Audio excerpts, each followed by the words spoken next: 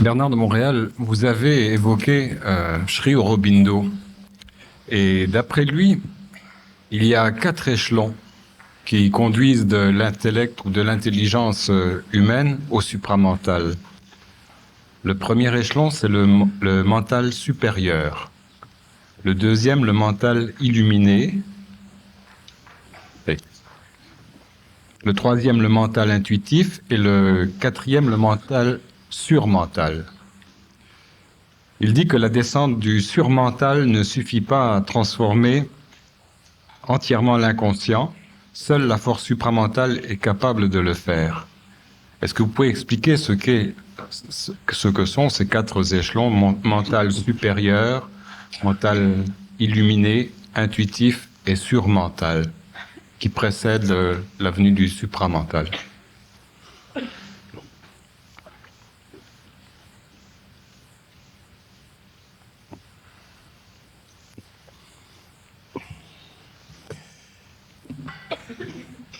Bon, ce qu'on peut appeler le supramental. Les hommes vivront le supramental d'une façon probablement différente de certains hommes. Moi, j'ai vécu la fusion en fonction de mon expérience. Les hommes vivront leur conscientisation en fonction de leur expérience. Je ne peux pas facilement parler de l'expérience de l'homme en la comparant à la mienne. Mais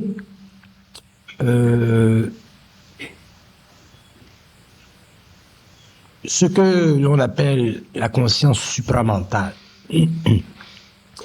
c'est une conscience qui devient de plus en plus perfectionnée. Et elle devient de plus en plus perfectionnée au fur et à mesure que l'homme passe par ces étapes-là, que vous nommez là. Si vous me renommez ces étapes, comment vous appelez? Mental supérieur. Bon, on va en prendre un à la fois. Ok, le mental supérieur. Parce que j'ai pas de mémoire. Le mental supérieur, c'est un mental qui commence à percer l'intelligence, mais en fonction d'un aide spirituel qui lui vient des hauts mondes de l'astral. Autrement dit, dans le mental supérieur, il y a encore beaucoup de spiritualité. Et cette spiritualité, elle est bonne parce qu'elle permet à l'homme de développer une très grande intuition, ce qui l'amène éventuellement à pouvoir reconnaître qu'il y a entre lui et la réalité des étapes évolutives, des étapes de progression, et ainsi de suite. Mais c'est pas fini. L'autre, c'est quoi? Le mental illuminé. Le mental illuminé, c'est le haut mental spirituel. C'est le mental où souvent des êtres mystiques vont connaître une certaine dimension de l'intelligence, mais où ils vont demeurer prisonniers de cette illumination.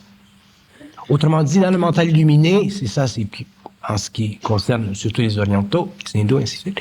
Dans le mental illuminé, l'homme doit avoir une très, très, très grande souffrance. Il doit connaître une très grande souffrance pour pouvoir sortir de ce mental illuminé et faire une connexion entre l'énergie et sa vie humaine.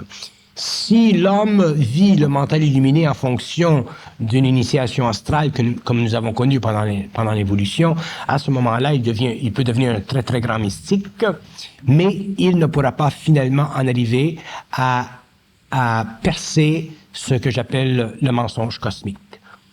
Il sera un grand sage. Mais la sagesse, ce n'est pas assez. L'homme doit avoir éventuellement un très grand discernement. La sagesse, c'est la rencontre entre le mental humain et les sphères astrales de haute évolution. Et la sagesse représente les plus hauts niveaux de l'exploitation psychique de l'homme pendant l'évolution.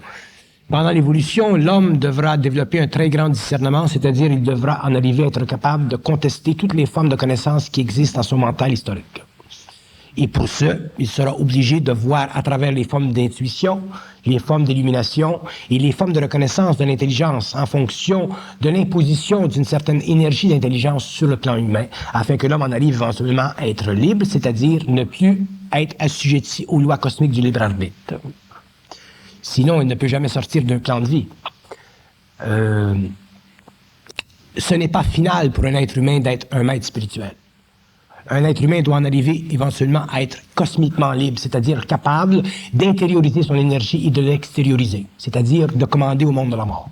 Si l'homme n'est pas capable de commander au monde de la mort, il est assujetti au monde de la mort, et surtout, si le monde de la mort est hiérarchisé dans une sphère qui est de très très haute vibration, il n'aura pas le pouvoir de contrôler les effusions ou les infusions de cette énergie sur la Terre, donc il ne pourra pas amener l'homme à être intelligent. Il pourra amener l'homme à être très sage, il pourra amener l'homme à vivre un certain état d'illumination, mais il n'amènera pas l'homme à avoir un discernement total.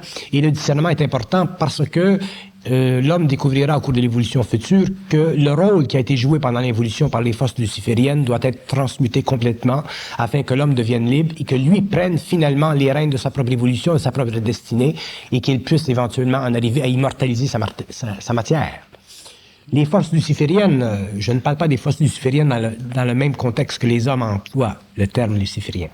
Mais les forces de la descente de l'énergie sur les plans inférieurs de la conscience sont des forces qui exercent sur l'homme à travers le plan astral un très grand pouvoir. Et ces forces ne sont pas intéressées à lâcher ce pouvoir parce qu'elles se nourrissent de l'homme. Donc, pour que l'homme en arrive à éventuellement pouvoir vivre de la conscience supramentale, il faut qu'il en arrive à pouvoir contester le pouvoir hiérarchisé de ces forces et à neutraliser sur la Terre, dans sa vie, dans sa conscience, la présence de ces forces à travers le symbole. Soit le symbole utilisé dans la pensée consciente ou semi-consciente, ou soit le symbole utilisé dans le monde du rêve, ou soit le symbole utilisé afin de cacher un peu le réel. Si le concept du mensonge cosmique, par exemple, qui est né de l'instruction qui se situe dans la province de Québec, ce concept du mensonge cosmique est un concept qui est totalement neuf dans le monde. Il ne fait pas partie des écoles ésotériques ou des centres de conscience avancés, ni aux Indes, ni dans l'Occident. Et ce concept est très important parce que l'homme comprendra ce concept à partir du moment où il aura cessé de chercher l'illumination. Chercher l'illumination, c'est un piège. C'est un piège qui fait partie de la très grande qualité d'âme de l'homme. Et l'homme conscient supramental de demain vivra une conscience où l'âme sera totalement transmutée. L'homme ne vivra plus demain en fonction de son âme. Il vivra en fonction de la juxtaposition, de la superimposition, de la fusion de son énergie avec ses centres inférieurs. L'âme, c'est de la mémoire. Et cette mémoire, elle est bonne, elle a servi pendant l'évolution, elle est expérimentale, elle a servi à donner à l'homme un pouvoir de descente dans la matière. Mais l'homme, un jour, refusera le pouvoir de descente dans la matière afin d'immortaliser sa conscience et d'aller sur d'autres plans physico-éthériques et continuer l'évolution du cosmos. Alors, la troisième catégorie, le troisième échelon, c'est le mental intuitif. Le mental intuitif, c'est un mental qui sert à l'homme, qui sert à spiritualiser l'homme, qui sert à faire avancer l'homme, et c'est un mental qui est très dangereux parce qu'à travers le mental intuitif, l'homme se fait servir des plats, c'est-à-dire qu'il se fait donner des idées, il se fait servir des pensées qui sont sous le contrôle d'entités plus ou moins évoluées sur le plan spirituel. Et lorsque je parle de plan spirituel, je le parle d'une façon qui est caractéristique. Justement, à propos, sur les lignes ouvertes, généralement, ou dans les discussions, on me dit toujours, mais Bernard de Montréal, qu'est-ce qu'il reproche à la spiritualité? Quelle est votre définition de la spiritualité? Je ne reproche rien à la spiritualité. Je dis simplement que la spiritualité, c'est l'activité sur le plan humain du monde de la mort. Autrement dit, faites descendre sur le plan humain une énergie mentale qui fait partie du monde de la mort et vous avez sur le plan humain de la spiritualité. Donc, de la spiritualité dans sa nature essentielle, en ce qui concerne l'évolution de l'homme futur, c'est une forme d'ignorance naïve, mais essentielle à l'évolution, qui a permis à l'homme de passer du stage animal à un stage plus avancé, mais qui demain sera totalement neutralisé par la conscience supramentale de l'être humain. Autrement dit, un être qui est supramental n'est pas nécessairement... Moi, je ne peux pas dire que je ne suis pas un être... Bon, je le remets d'une autre façon. Si on me demande est-ce que vous êtes un être spirituel, bon, je serai obligé de dire je suis un être intelligent. Si on me demande mais est-ce que vous êtes spirituel, je serai obligé de dire je suis un être intelligent. Et si on me demande est-ce que vous êtes un être spirituel, je serai obligé de dire je suis un être intelligent.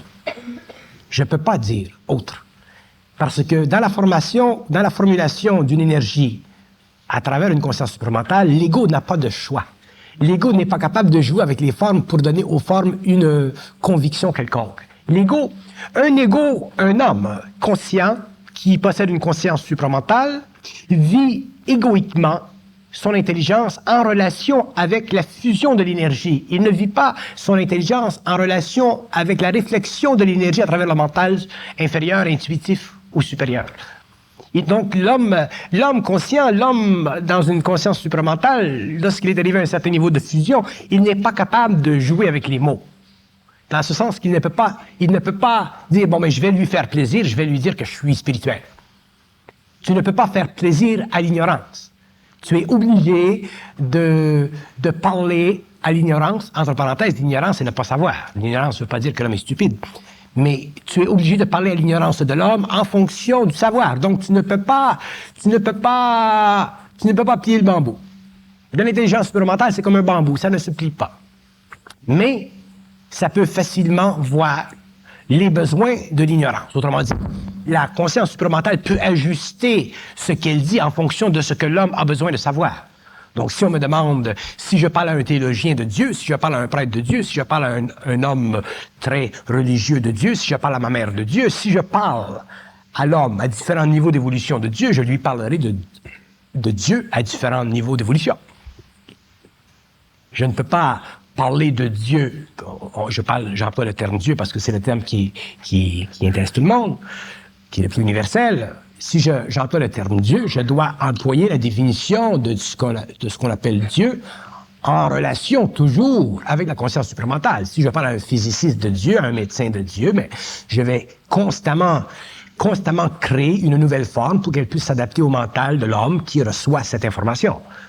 Et lorsqu'une personne fait allusion à la spiritualité, vous comprenez qu'il fait allusion à un summum dans l'évolution. Oui, mais ça, c'est une illusion astrale. La spiritualité, ce n'est pas le summum de l'évolution, c'est le début de la conscience. C'est pour ça que la spiritualité elle est très importante, mais elle est simplement le début de la conscience. Il faut comprendre qu'à la fin du 20e siècle, à partir du temps où nous passons de la 5e à la 6e race racine, le principe de l'intelligence descend sur la Terre. La conscience supramentale, c'est le principe de l'intelligence sur la Terre. Le Nazaréen a apporté sur la Terre le principe de l'amour. Le principe de l'intelligence viendra sur la Terre avec l'évolution de la conscience supramentale. Donc, l'homme ne peut pas s'attendre aujourd'hui, à la fin du 20e siècle, de vivre de l'intelligence, ou de vivre de l'intelligence créative de cette énergie en fonction parallèle avec le mémoriel qu'il a connu au cours de l'évolution. C'est comme si nous demandions aux races indo-européennes qui sont parties de l'activité des rishis de vivre la conscience humaine de la même façon que les Atlantes ont vécu, ou que les Atlantes vivent leur conscience astrale de la même façon que les êtres hyperboréens l'ont vécu. Chaque race racine vit sa conscience d'une façon qui lui est propre. Donc, les hyperboréens ont vécu leur conscience à leur façon, les Atlantes à leur façon, les Indo-Européens, les races et les sous-races l'ont vécu à leur façon, l'homme de la 6e race vivra sa conscience à sa façon, l'homme de la 7e race racine vivra sa conscience à sa façon. Donc, la conscience évolue et elle devient, dans la mesure de l'approximation entre l'infinité et la descente de l'énergie dans la matière, l'expression constante d'un nouvel âge, d'une nouvelle époque. Donc, si un homme fait partie d'une nouvelle époque, il ne peut pas superimposer sa conscience sur une époque antérieure. Il peut l'élever, il peut lui donner des contours, il peut lui donner une autre configuration, il peut dire, bon, mais Dieu, dans la nouvelle époque où nous entrons, veut dire telle chose, telle chose, telle chose, telle chose. Espace, énergie, matière, spiritualité, monde de la mort veut dire telle chose, telle chose, telle chose. Nous ne sommes plus à l'âge des fils d'Adam. Nous sommes à l'âge des fils du Melchisédek. Donc, à partir du moment où l'homme il commence à faire partie de la famille des Melchisédek, à ce moment-là, il ne peut plus retourner en arrière pour avoir accès à la confirmation psychologique et émotive de son savoir. Il est obligé de vivre son savoir, de le porter sur ses épaules, un peu comme Prométhée devait le faire. Il y a des gens qui viennent me dire et qui viennent me voir et qui me disent moi, je ne suis pas d'accord avec ci, ou moi, je ne suis pas d'accord avec ça. Moi, je trouve que c'est trop difficile. Les hommes ne peuvent pas être d'accord avec quoi que ce soit. Parce que être d'accord avec quelque chose, c'est emprunter à une autre personne quelque chose que nous-mêmes, nous ne connaissons pas. Donc, dire, moi, je ne suis pas d'accord avec ça, moi, je ne suis pas d'accord avec ça, ça fait Ça fait partie d'une prérogative psychologique. Ça fait partie d'une couche de notre propre ignorance. Lorsque l'homme sera conscient, il n'aura pas à être d'accord avec quoi que ce soit. Il ne cherchera pas à être d'accord avec quoi que ce soit parce qu'il ne pourra pas croire. Ce qui nous amène à dire, moi, je ne suis pas d'accord avec ceci ou je ne suis pas d'accord avec ça, c'est parce qu'on veut croire quelque chose qui nous convient. Mais le réel ne convient pas à l'ego subjectif. Le réel convient à l'ego fusionné avec son énergie.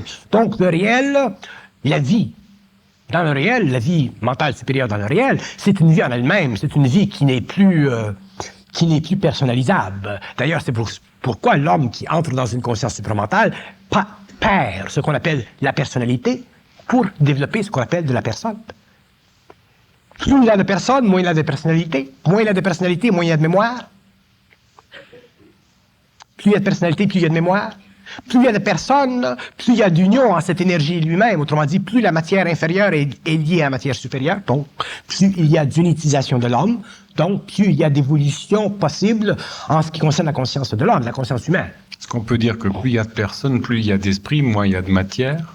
Plus il y a de personnes, plus il y a d'esprit, moins il y a de matière. Très juste. La matière devient récessive à ce moment-là par rapport à l'esprit. Devient de plus en plus récessive. Éventuellement, la matière deviendra totalement récessive et c'est ça qui amènera l'homme éventuellement le surhomme à l'immortalité parce que la matière sera totalement récessive et à ce moment-là, l'homme aura, à cause de la transmutation de l'âme, à cause du développement d'un corps éthérique vital qui sera l'expression parfaite de son corps matériel, l'homme pourra continuer son évolution sur un autre plan invisible, mais à l'intérieur duquel il maintiendra une conscience totale. Autrement dit, la mort n'existera plus. Ce sera une mort blanche, ce ne sera pas une mort noire. L'homme ne retournera plus au monde de l'astral. La dernière étape, donc, Le Nazaréen est un exemple de ceci. Il a dématérialisé son corps. Donc, il est passé d'un plan à un autre. D'après Aurobindo, donc la dernière étape qui conduit au supramental, c'est le surmental. Il dit que la descente du surmental ne suffit pas à transformer entièrement l'inconscient, seule la force supramentale est capable de le faire. Alors, c'est quoi ce surmental? Le surmental, c'est la conscience que possède l'homme de la conscience supramentale. Et un jour, le surmental doit être suffisamment puissant pour être égalisé. Il y a des choses. Si nous parlons d'Aurobindo, vous devez réaliser qu'Aurobindo a parlé prophétiquement au cours de ce siècle de ce qu'aujourd'hui nous vivons. Donc, Aurobindo, la fonction d'Aurobindo sur le plan matériel, ce n'était pas d'exprimer et de donner une instruction en ce qui concerne les lois mécaniques de la psychologie humaine. Sa fonction, c'était d'expliquer philosophiquement l'aventure future de l'humanité. Il a très bien fait. Et maintenant, nous sommes arrivés à un stage où c'est à l'homme maintenant d'expliquer la mécanique essentielle de sa survie psychique. Donc, à partir de ce moment-là, nous sommes obligés de prendre les thèmes d'Aurobindo sur mental supérieur, mental supramental, et expliquer qu'est-ce que ça veut dire. Mais en fonction de ce que nous sommes, et non pas en fonction des aspects intuitivo-philosophiques de sa conscience très élevée. Nous sommes aujourd'hui obligés de reconnaître, en tant qu'hommes conscients, nous sommes obligés de reconnaître que nous, les hommes, sur le plan matériel, qui avançons dans cette nouvelle contrée, dans cette nouvelle époque de la conscience supramentale, nous sommes obligés d'expliquer la conscience supramentale non pas en fonction des vœux émotifs et spirituels de l'homme qui veut aller vers ceci, mais en fonction de ce que l'homme découvre au fur et à mesure qu'il livre le combat entre les forces de la conscience supramentale et les forces de son mental supérieur ou de son surmental. Il doit y avoir un équilibre.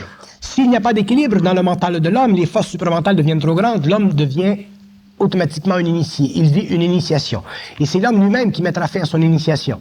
Donc, pour que l'homme mette fin à son initiation, il faut qu'il possède un surmental suffisamment puissant pour être égal à la conscience supramentale.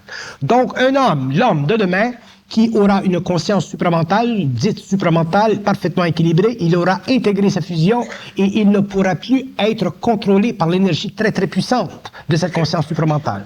Donc, à ce moment-là, nous pourrons dire que la conscience, l'intelligence cosmique qui est sur la Terre, elle est égalisée avec la conscience mortelle de l'homme. Elle n'est pas supérieure à la conscience mortelle de l'homme, elle est égale avec lui. Donc, à partir de ce moment-là, l'homme est capable de prendre conscience. Lorsque l'homme prend conscience, il déclenche lui-même les événements dans la vie. Mais il ne peut pas prendre conscience en fonction de son ego. Il ne peut prendre conscience que lorsqu'il devient nécessaire pour lui, sur le plan humain, d'établir une coordination parfaite entre son surmental et le mental supérieur ou la conscience supramentale. Il ne faut pas qu'il y ait de déséquilibre entre le haut et le bas. Les anciens ont dit ce qui est en haut est en bas. Ce qui est en haut est en bas. Mais ce que les anciens n'ont pas dit, c'est que ce qui est en haut contrôle ce qui est en bas. Et dans la nouvelle évolution, ce qui est en bas doit contrôler ce qui est en haut afin que le pouvoir descende sur la terre. Donc, pour que l'homme en arrive demain à vivre d'une conscience supramentale parfaitement égalisée, parfaitement équilibrée, il faut que l'homme, sur le plan humain, ait suffisamment de rayonnement dans ses neurones pour pouvoir voir à travers, et ça d'une façon instantanée, tous les mirages créés par l'énergie supramentale à travers la forme, c'est-à-dire qu'il doit voir à travers le mensonge cosmique, c'est-à-dire qu'il doit non seulement voir les illusions, mais il doit voir les voiles. Donc, si les hommes en évolution future peuvent vivre des illusions. Les initiés ne vivent pas d'illusions, mais ils vivent des voiles. Donc, l'homme qui se conscientise doit en arriver à voir à travers les illusions. Les initiés qui viendront sur la planète seront obligés de voir à travers les voiles. Et c'est plus difficile de voir à travers les voiles que les illusions, parce que les illusions font partie de l'ego, tandis que les voiles font partie de l'intelligence. Les voiles sont mis dans l'homme par l'intelligence supramentale. Et l'homme doit en arriver un jour à avoir un surmental suffisamment aiguisé pour voir à travers les voiles. Lorsque l'homme voit à travers les voiles, il ne peut plus souffrir sur la Terre. Parce qu'à ce moment-là, il contrôle son énergie. Donc, à ce moment-là, il est capable de faire déclencher sur la Terre les événements dont il a besoin pour garantir sa survie, autant matérielle que psychique, qu'émotionnelle que mentale. Il est capable à ce moment-là de passer du stage de l'homme au surhomme. Il est capable à ce stage de passer du monde de la mort noire au monde de la mort blanche. Donc, il est capable, à la fin de son mandat sur le plan matériel, d'éteindre les feux psychiques de sa conscience animique pour finalement donner à sa conscience éthérique tout plein pouvoir sur sa matière et passer à l'immortalité. Dans l'instruction que vous donnez dans vos séminaires, lorsque les gens sortent de ce séminaire, est-ce qu'ils sortent sur l'un de ces 4 échelons? Est-ce qu'ils sont en mesure de percevoir le mensonge cosmique? Non. La seule raison pour laquelle je donne des séminaires, c'est pour établir un centre d'énergie à la monde occidentale. C'est la seule raison. Lorsque ce centre d'énergie sera suffisamment établi, ce qui s'en vient, à ce moment-là, je n'aurai plus besoin de donner de séminaires. À ce moment-là, il y aura d'autres personnes qui pourront continuer, où il y aura suffisamment de mémoire créative pour que des gens puissent bénéficier de ce qui a été dit, de ces clés. Mais c'est impossible de venir dans un séminaire. D'ailleurs, souvent, je le dis aux gens, je ne donne pas un séminaire pour vous donner de la connaissance. Je vous donne un séminaire pour simplement faire vibrer une partie de vous que vous ne connaissez pas. Une partie de votre intelligence à laquelle vous n'êtes pas, dont vous n'êtes pas conscient. Et je leur dis, il y a en vous des choses que vous savez, mais que vous ne réalisez pas. Il y a des choses en vous que vous savez, mais si on vous dit que c'est pas vrai, ça tombe. Parce que votre ego n'est pas suffisamment conscient, centrique, pour pouvoir réaliser que vous savez ça et que ça reste.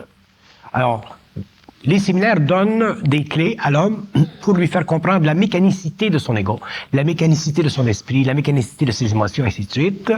Mais lorsque l'homme sort de ce séminaire après 3 jours, il a une vibration. Parce que la parole, elle est vibratoire. Donc, c'est évident que si une personne vient à un séminaire, il y a une vibration. Cette vibration engendre un changement vibratoire dans le mental, et au cours des mois et des années, ce changement vibratoire que l'homme ne peut pas mettre de côté, parce qu'il fait partie d'une conscience supérieure en lui qui n'est pas éveillée à son ego, mais qui est vitale, c'est cette énergie qui lentement travaille. Mais il faut que l'homme ne peut pas vivre cette énergie sans savoir ce qui se passe, sinon il deviendrait fou. Donc c'est une des raisons pourquoi il doit y avoir un centre d'énergie ici qui explique cette énergie.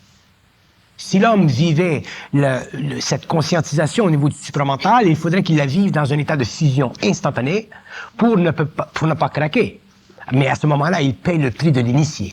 Il perd la personnalité, il perd la mémoire, comme moi je l'ai perdu en 69. Et à ce moment-là, il est complètement régi par cette énergie, mais éventuellement, il en arrive à égaliser le pouvoir de cette énergie avec le pouvoir de son mental. Mais les hommes n'ont pas tous la même capacité de souffrir le martyre mental. Donc, ceux qui ont la capacité sur le plan évolutif de souffrir cette martyre mentale, ils viennent sur la planète, ils font une certaine instruction, l'homme ensuite peut vivre parce qu'ils ouvrent un chemin dans la forêt. Et à partir de ce moment-là, l'homme, avec les clés, peut commencer à comprendre, réaliser, mais il ne s'agit pas de venir dans un séminaire et croire que avec le séminaire, on comprend. Parce que comprendre, c'est une illusion. Savoir, c'est rien. Il n'y a rien à comprendre. Quand tu sais. Moi, je ne comprends rien. Je peux expliquer tout, mais je ne comprends rien. Comprendre, ça fait partie du mental inférieur. C'est une perte de temps. Donc, si tu comprends, tu cherches à comprendre. Si tu cherches à comprendre, tu vas en comprendre plus. Tu vas en comprendre plus, tu deviens malade de comprendre. Donc, c'est une queue. C'est comme le chien qui court après sa queue, ou le chat qui court après sa queue.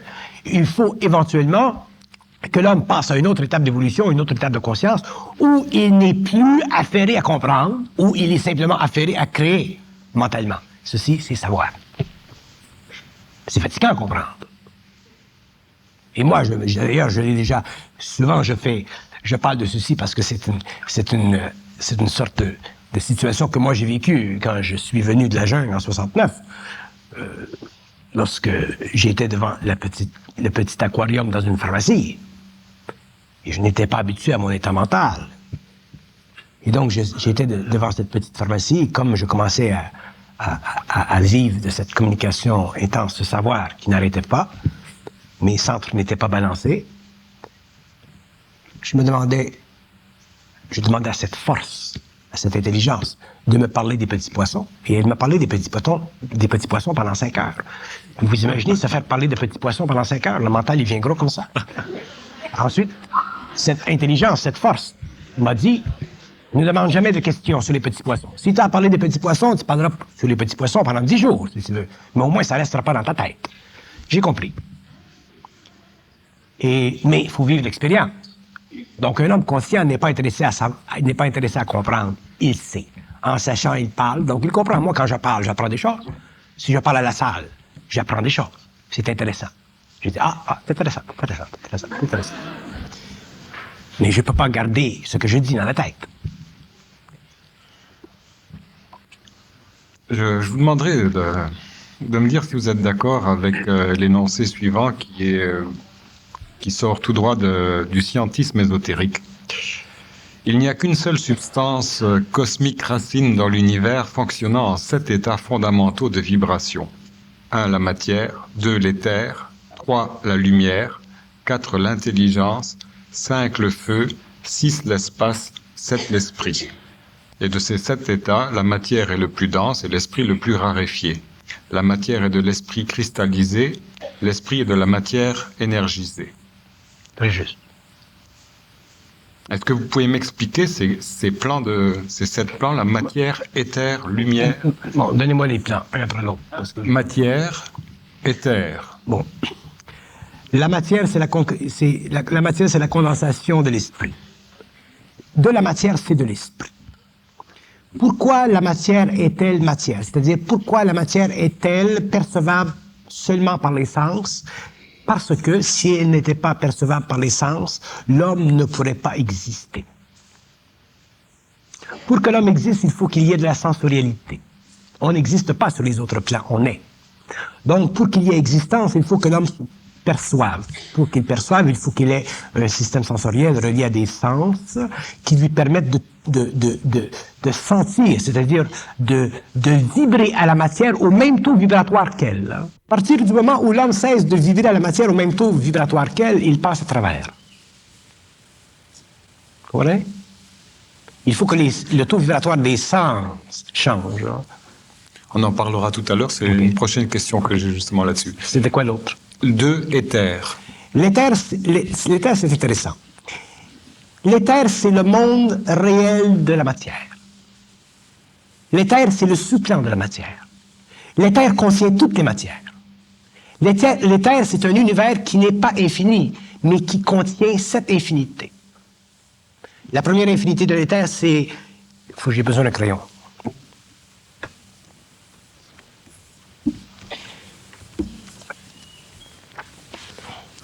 Donc, la première infinité de l'éther, c'est le temps. La deuxième infinité de l'éther,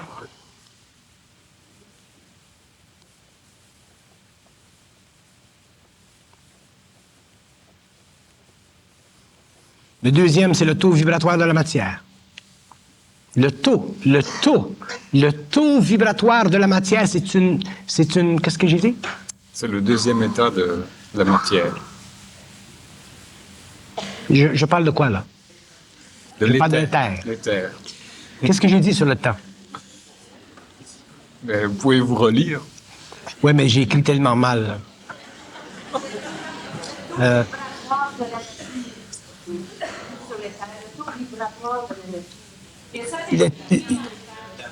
Oui, mais qu'est-ce que j'ai... Pourquoi j'ai dit le temps? C'est quoi le temps?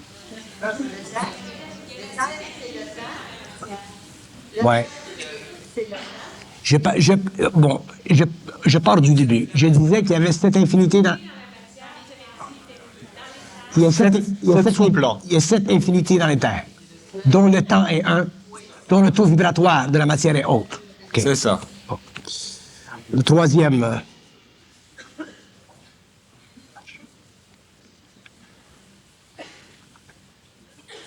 Je ne peux pas, je suis obligé d'écrire cette information, je ne peux pas la parler.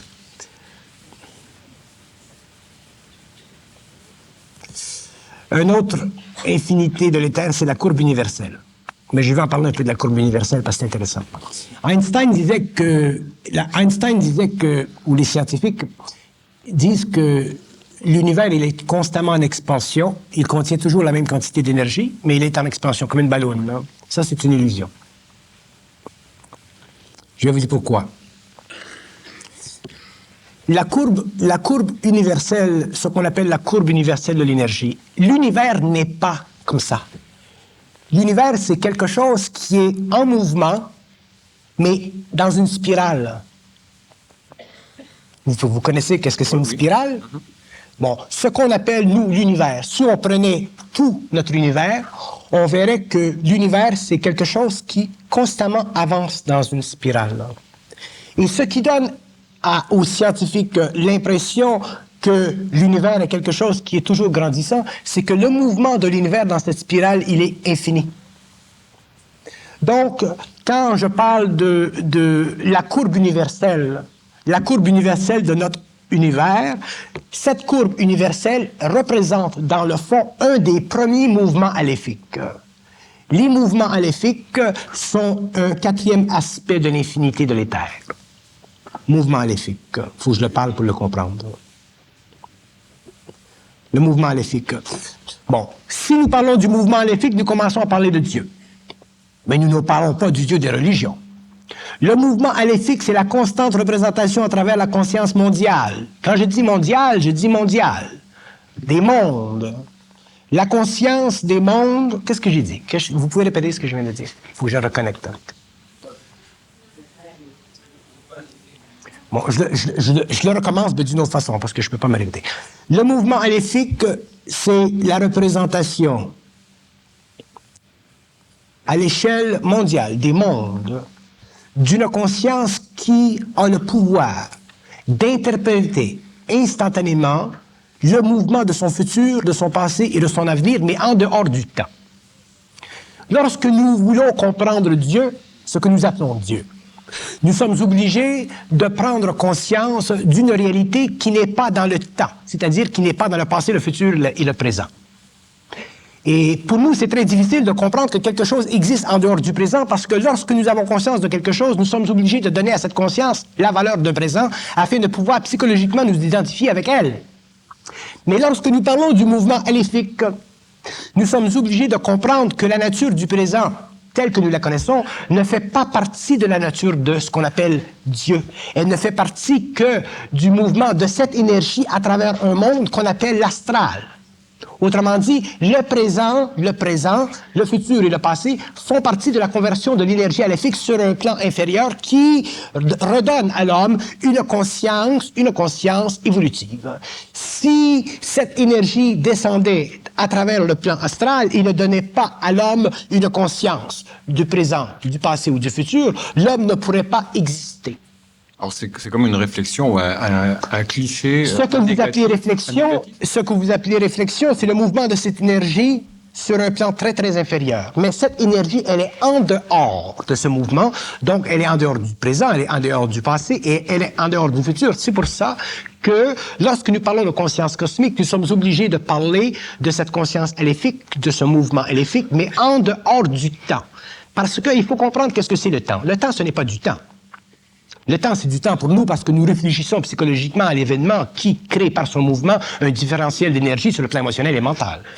Mais dans le fond, le temps, en dehors du présent, du futur et du présent, du passé, le temps n'existe pas. Et pourquoi le temps n'existe pas? Parce que si le temps existait, il y aurait différenciation dans l'énergie. S'il y avait différenciation dans l'énergie, il y aurait automatiquement ce que nous appelons techniquement en science un voltage. Et s'il y avait voltage, il y aurait une polarité dans le cosmos. Il y aura un pôle supérieur et un pôle inférieur. Et la compression de l'énergie serait tellement grande qu'il ne pourrait pas y avoir de création. Donc, s'il y avait du temps, il n'y aurait pas de création. Pour qu'il y ait création, il ne faut pas qu'il y ait de temps. Mais pour qu'il y ait création, il faut qu'il y ait un temps créé par des étapes inférieures de la création afin qu'il y ait existence. C'est une durée, alors? C'est une durée. Ouais. Bon. Bon, j'arrête ici, hein, je suis fatigué de ça. Vous comprenez ce que je veux dire? On écoutera les cassettes pour s'assurer d'avoir bien compris. Ah, j'arrête au 4e. Mais... Pouvez-vous me redonner la feuille? Oui. Au moins? Oui. Non, ça, c'est le stylo. Oui. Merci. Bon, là, on en était à l'éther, mais un petit mot sur la lumière, au moins. Un petit mot sur la lumière? Oui. Qu'est-ce que la lumière? Oui. Je vais vous dire une chose. Moi, je suis content de ne pas m'intéresser à rien.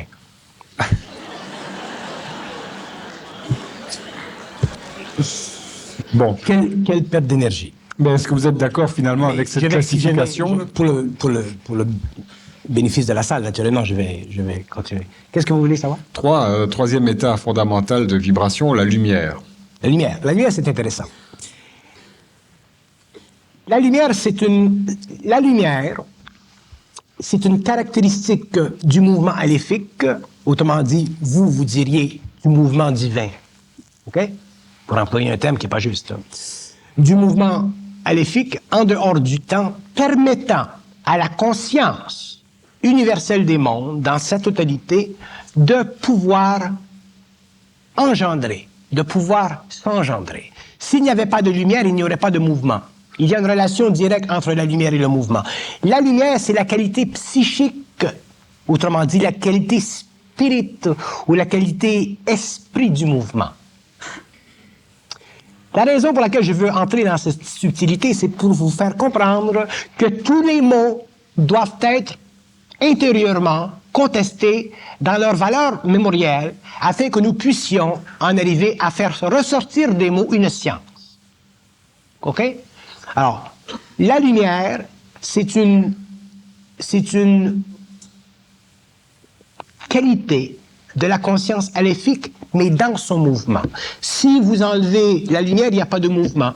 Si la lumière est, il y a mouvement. Mais qu'est-ce qui vient avant, le mouvement ou la lumière? Et je vais vous dire, la lumière, elle vient avant le mouvement pour simplement une raison.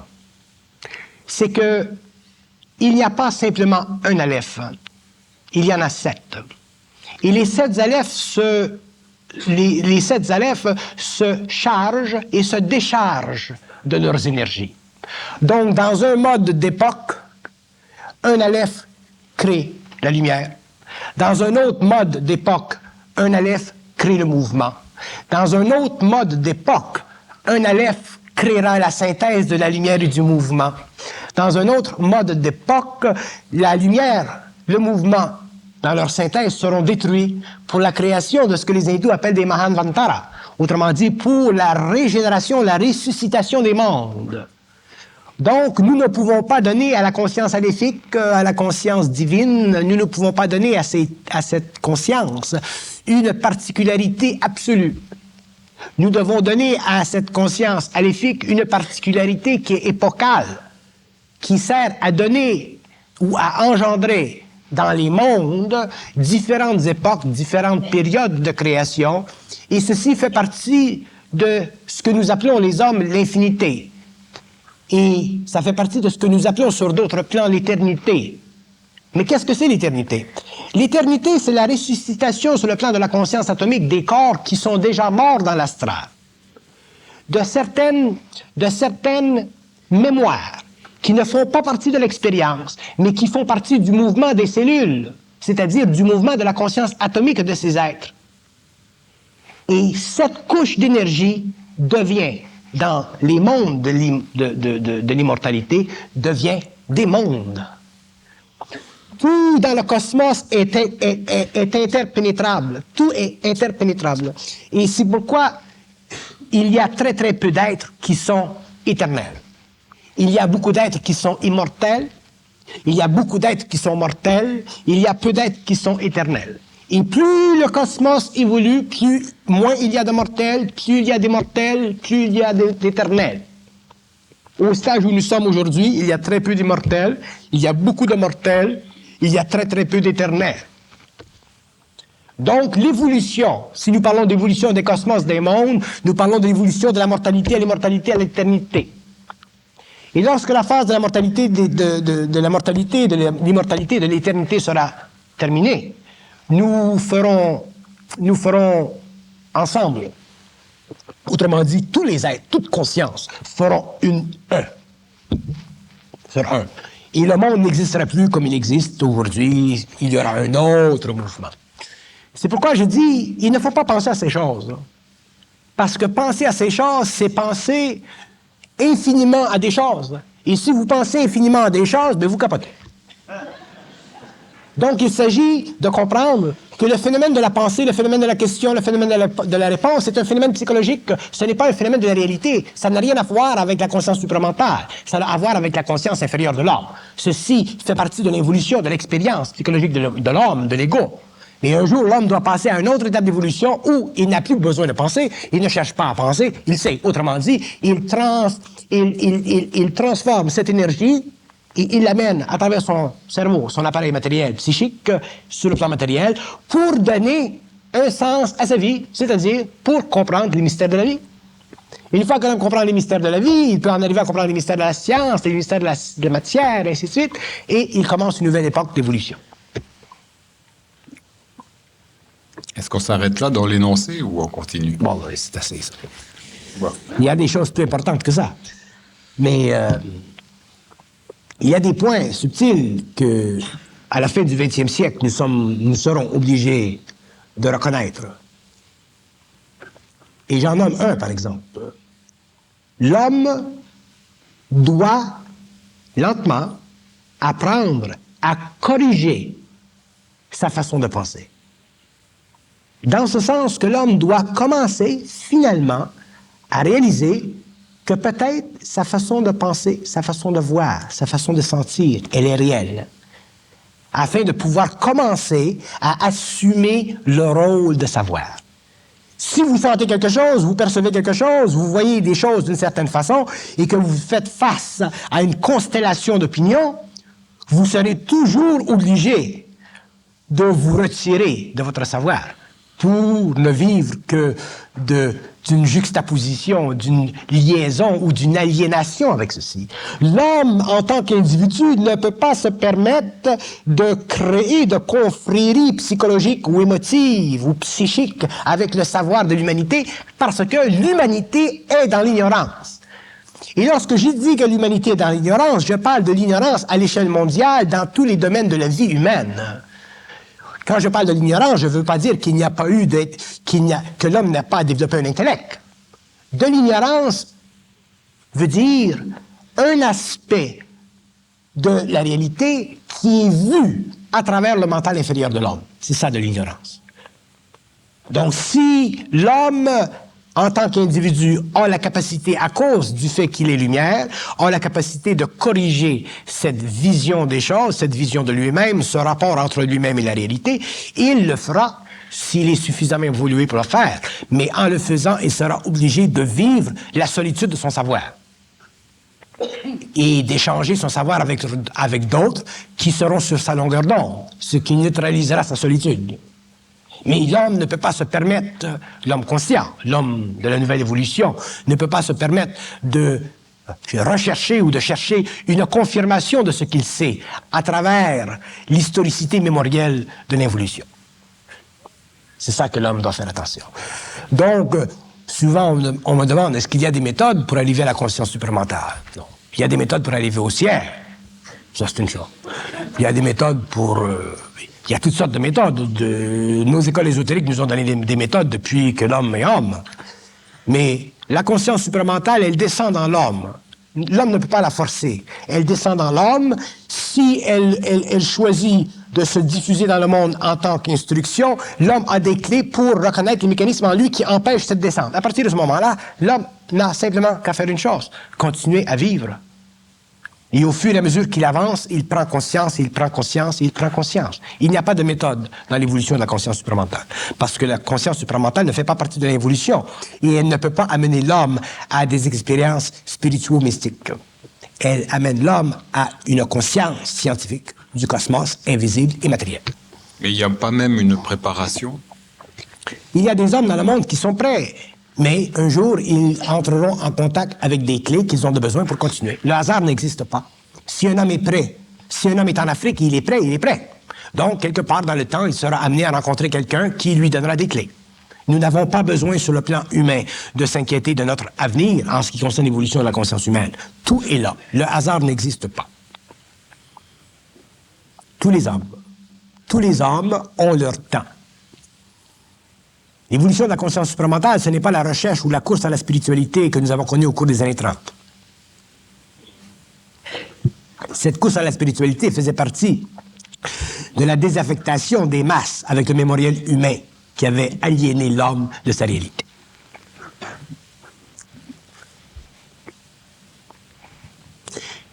Et il y a effectivement sur la terre de grands hommes, de grands maîtres, mais être un maître, ce n'est pas assez.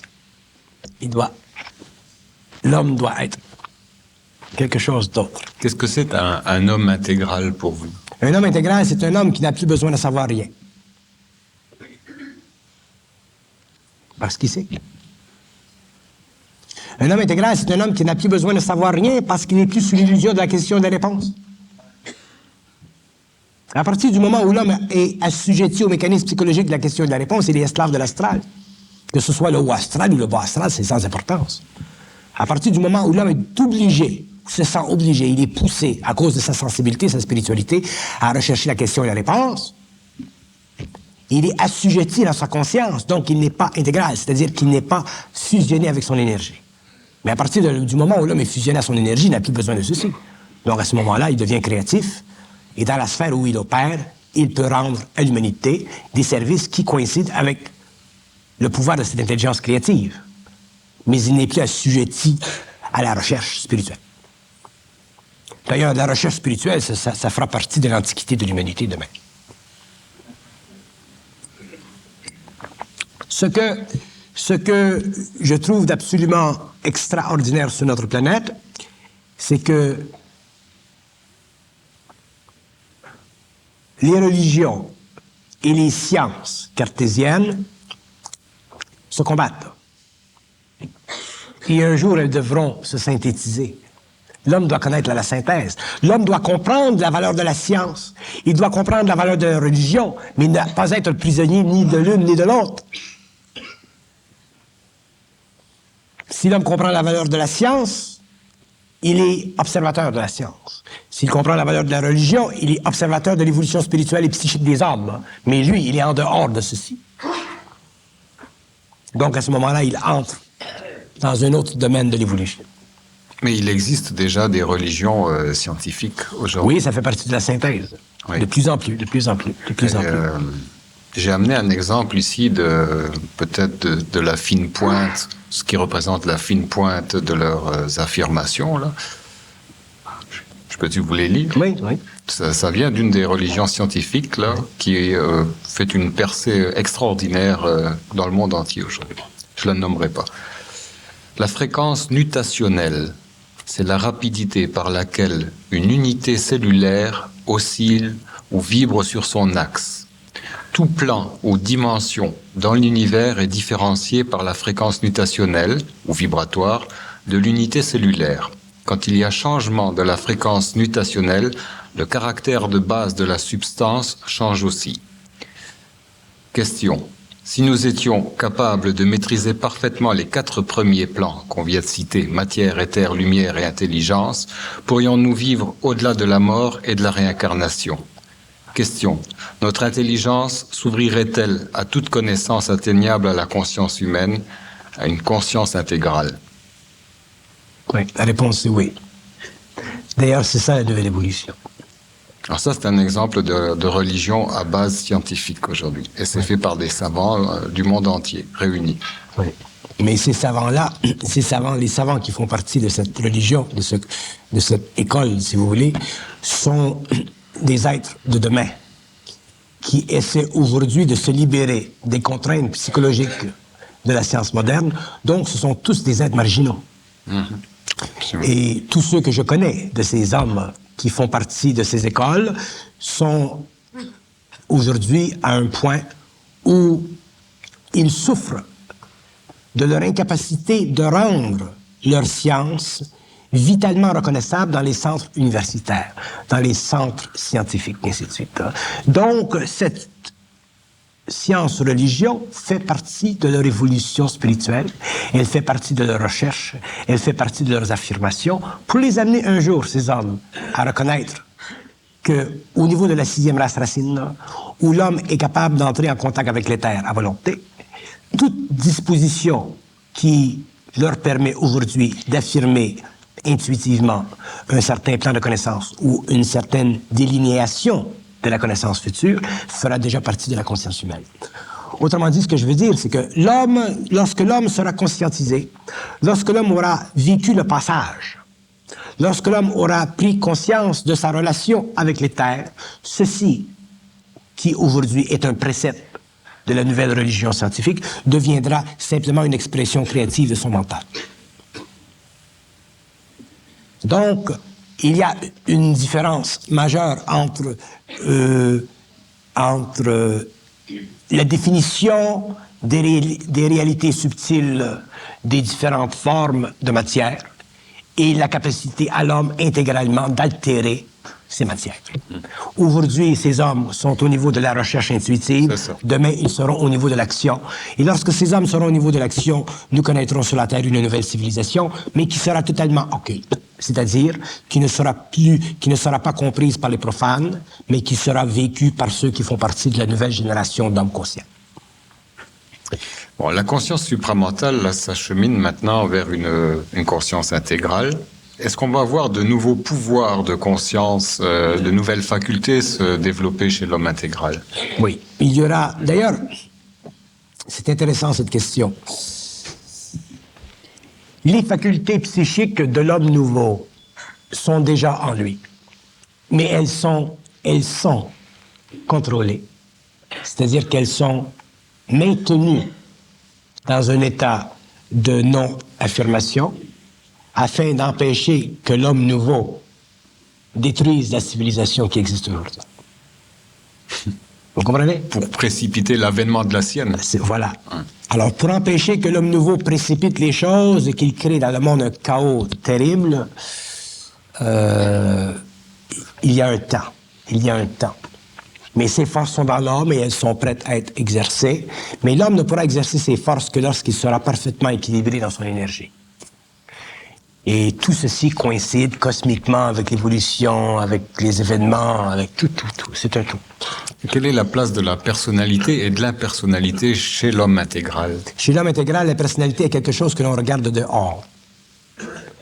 Qu'on regarde de l'extérieur. De dehors. Oui. Et la personne ou l'impersonnalité, c'est ce que l'on vit. Comme s'il y a des gens dans la salle qui me regardent, on peut me donner une personnalité, ça vient de l'extérieur. OK. Moi, je ne vis pas ce que l'on me donne. Donc, je vis de l'intérieur, l'impersonnalité. Mais l'impersonnalité, elle est personnelle à l'homme et n'est pas percevable de l'extérieur.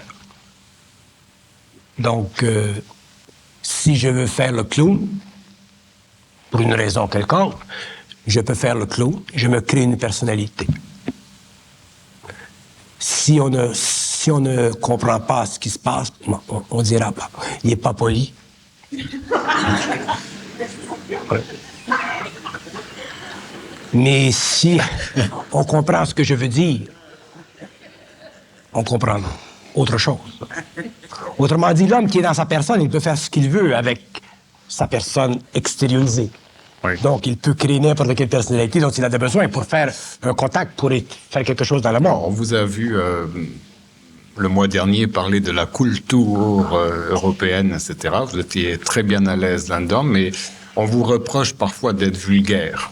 Oui, je suis vulgaire pour une raison, parce que la vulgarité me permet de créer des chocs qui permettent finalement de briser la surface psychologique de l'ego. Si je parle en grand académicien avec des grands mots, puis les doigts comme ça va pas rien donner. Mais si je dis « Calisse qu'on n'est pas intelligent », je crée une autre vibration. Donc, pour moi, les différentes formes de langage, les différentes formes d'expression, je les utilise. Naturellement, si je suis dans un grand salon, je suis dans un grand salon. Mais de temps à autre, même dans un grand salon, je suis par terre. Alors, vous imaginez ce que ça crée.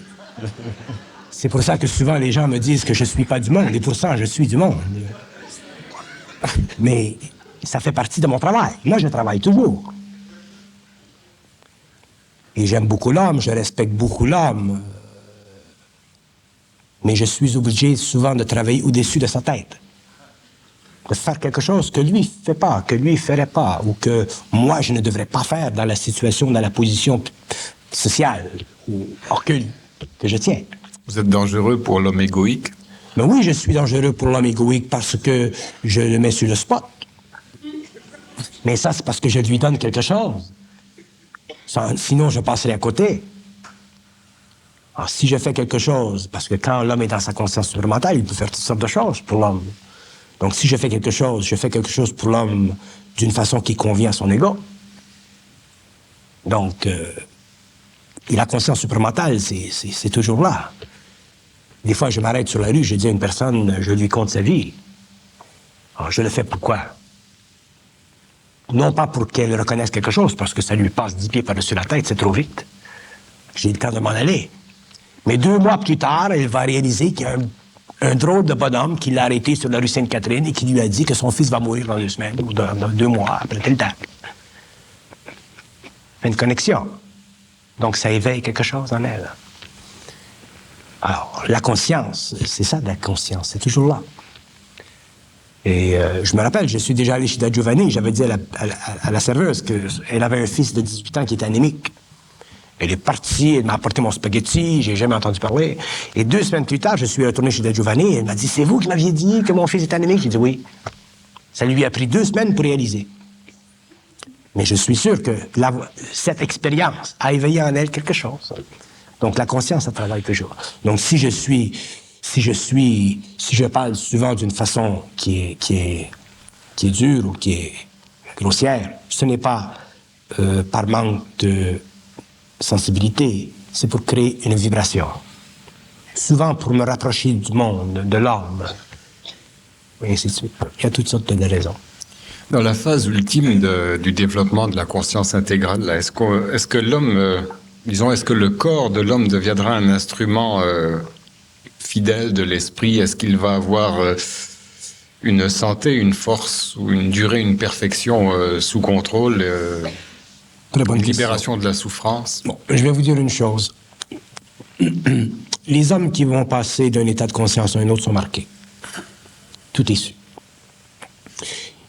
Et les hommes qui passeront à cet état de conscience supramentale auront la force pour passer à travers tous les événements qui les amèneront à cette conscience supramentale. Donc, même si, au cours de cette initiation, ils vivront des périodes difficiles où le corps semble prendre des coups, éventuellement, il y aura réajustement de leur énergie et éventuellement, il y aura égalisation de ce qui est intérieur et extérieur.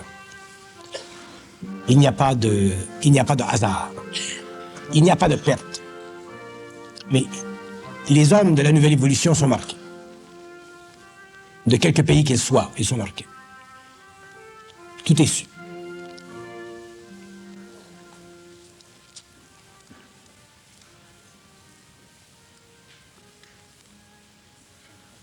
Merci beaucoup, Bernard.